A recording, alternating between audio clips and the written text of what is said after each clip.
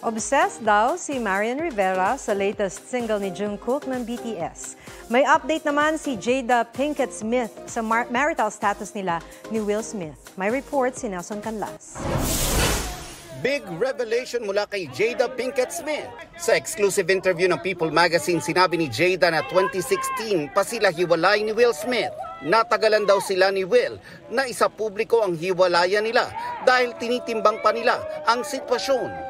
6 na taon na pala silang hiwalay nang mangyari ang kontrobersyal na pananampal ni Will kay Chris Rock noong 2022 Academy Awards. Matatanda ang ginawang joke ni Chris, ang pagkakalbo ni Jada dahil sa sakit na alopecia areata. Inakala raw ni Jada nung una na skit lang ang nangyari. Ibinunyag din niyang minsan na siyang niyayang makipag-date ni Chris dahil akala nitong magdi-divorce na sila ni Will. Wala pang pahayag sina Chris at Will sa mga sinabi ni Jada. Stunning in blue gown ang pop icon na si Taylor Swift nang dumating sa world premiere ng kanyang concert film na Taylor Swift The Eras Tour.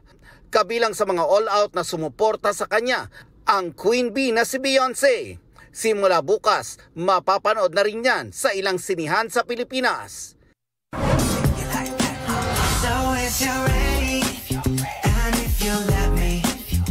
Pati si Kapuso Primetime Queen Marian Rivera, hook na rin sa hit single na 3D ni Jungkook ng BTS featuring Jack Harlow.